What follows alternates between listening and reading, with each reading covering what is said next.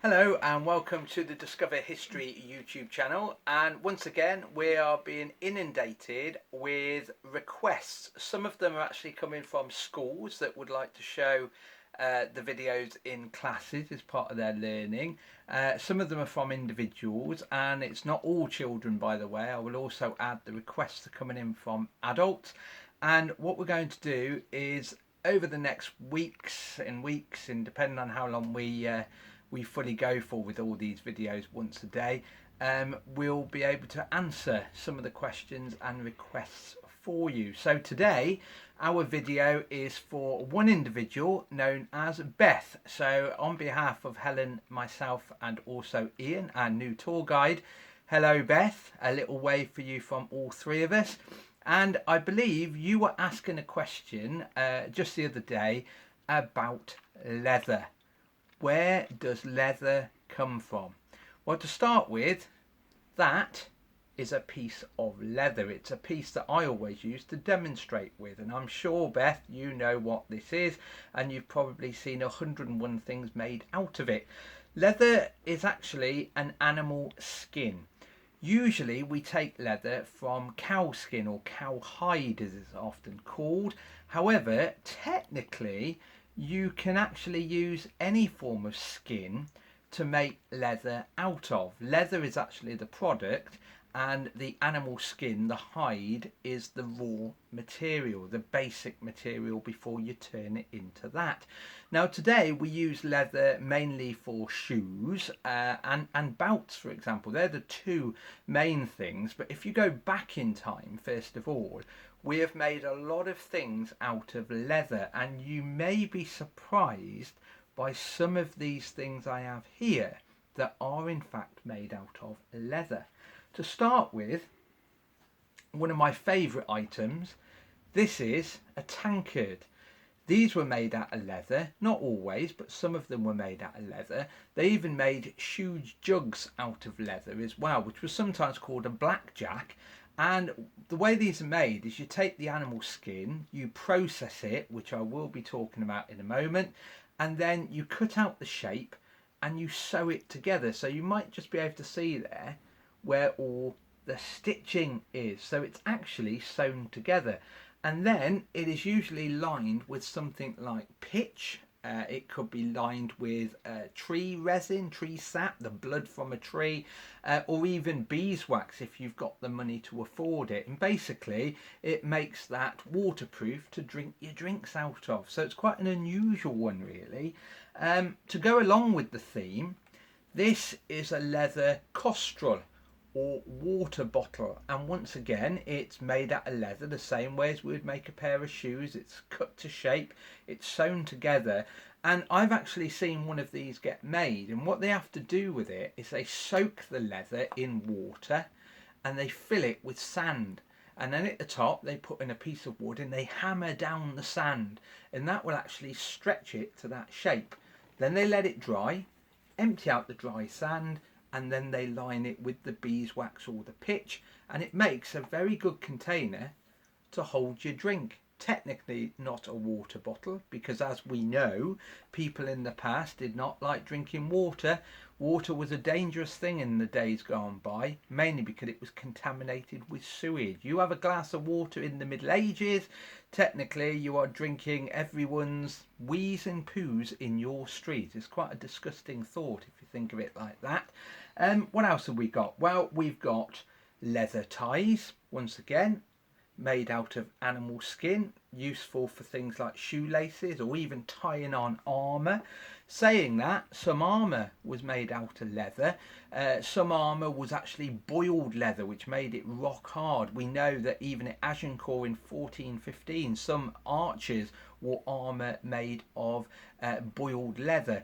We also know, if you go right back to the ancient Egyptians, which I know you've been doing about, they even wore armour that was made out of leather, thick boiled leather. It makes it really, really hard stuff. They even had masks, not a plague mask, because the interesting thing is we don't really have evidence for those in this country. We do see pictures of them, but there's no evidence of them even being used in Britain. This is actually a mask that would have been worn for plays or for one of the festivals that used to take place, like Christmas, for example. People used to wear all sorts of jolly little masks to make everyone laugh. It's made out of leather, and it's made by getting the leather wet, and that's what you find with a lot of these things, and then putting it over a mould, and you can actually mould it and it will dry into pretty much any shape you want. It's one of the reasons why armour was also sometimes made out of leather. The main thing, however, throughout history has been clothing. We've always managed to make clothes out of leather, and I have some very special gloves here. These are gloves that were made in Worcester by one of the most famous companies in Worcester, and that was Found's Glove Factory, and they made quite a few leather gloves. It was the main way of making gloves years ago.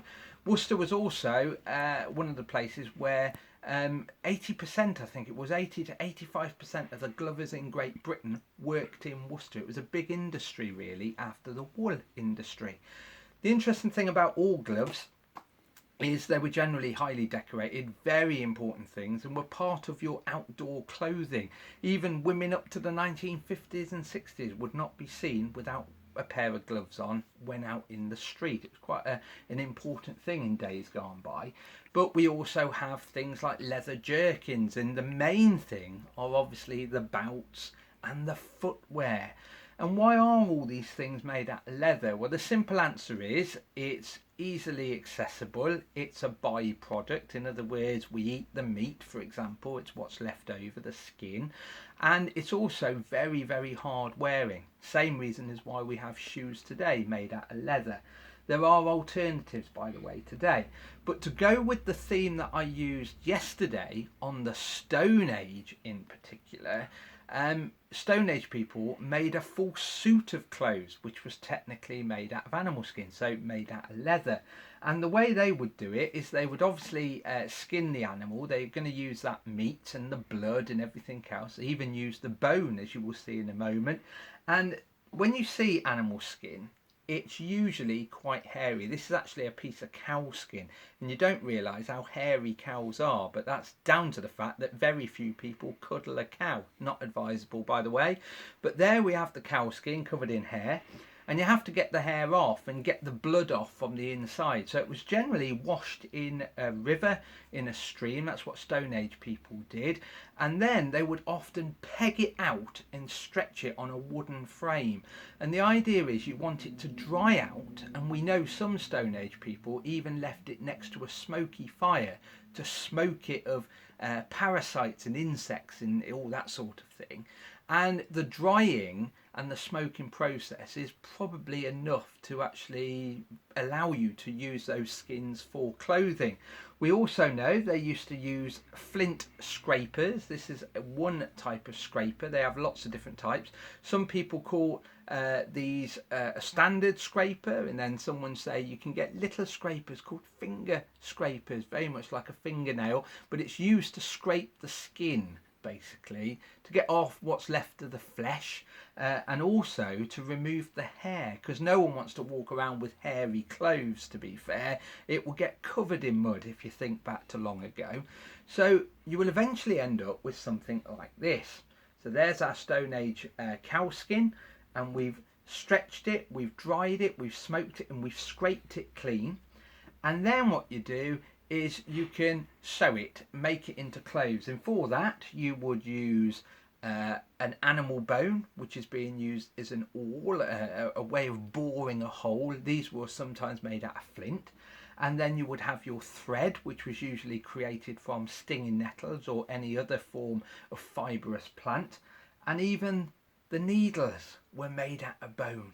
So the animal had given you everything: the blood, the meat, the bone, the skin, for example. And that's how Stone Age people would have made their clothing long ago. So it's mainly smoking and drying. But later on, people suddenly realised, especially by the Middle Ages, that you can use a tanning acid. And that really comes from plants and trees, in particular oak trees. Oak trees are specifically used for this purpose. So what you'd do is you would have these big wooden vats, and we see these all the time in medieval drawings, these big wooden vats. You fill it with water. Some people also said you put wee in there as well. And then you take bark strips from the oak tree and you throw that in and you leave it. So it's this big rotting brown mass of liquid, really. And then when you have scraped the skin, or even when you haven't quite scraped the skin, you just lie the animal skins in these tanning baths, basically, and that will rot away a lot of the flesh and anything you don't want, basically. And then you take these skins out, you scrape them again, but by the Middle Ages they had iron scrapers, stretch them on what looks like a football goal post, and you will create leather. Later on, let's say the Victorian era, they actually realised that animal poo works really good at creating leather. In other words, they would take the animal skins again, either scraped or unscraped, and then they would soak it in these vats, sometimes with the oak bark, sometimes with the wee and the dog poo, and then they would take them out, sometimes stretch them on these frames and then smear it in dog poo, and then once again scrape it with these iron scrapers to get the flesh and the hair off. And that's how leather was made long ago. As you can imagine, at all these levels, really, smoking it in the Stone Age, covering it in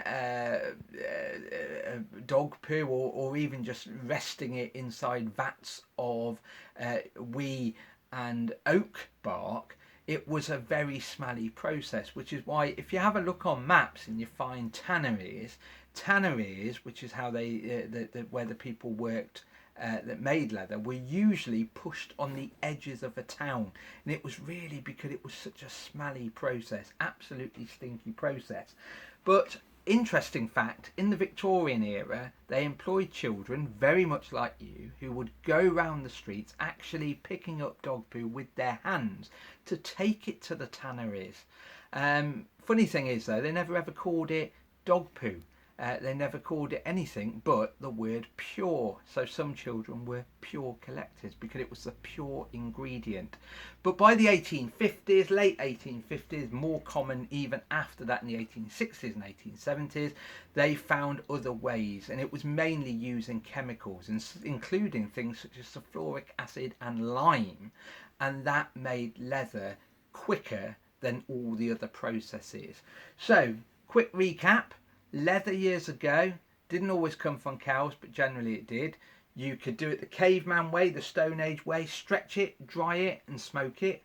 Or you could do it the medieval way, the tree bark, stale urine, float it in vats. Or you could do it the Victorian way, get your dog poo, spread it all over it, do it that way, stinky old job that one.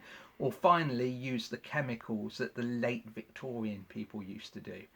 The good thing is they use chemicals today, so if you own anything leather, like a pair of shoes or even a bout, what you have to remember is it's no longer done in the old ways mentioned. So Beth, hope that answers your question. Leather comes from animal skins, and it was a stinky old business years ago. If we can ever help you again, do get in touch, and that's to everyone. Let us know what you would like in our videos. Stay safe and we'll see you soon. Bye bye.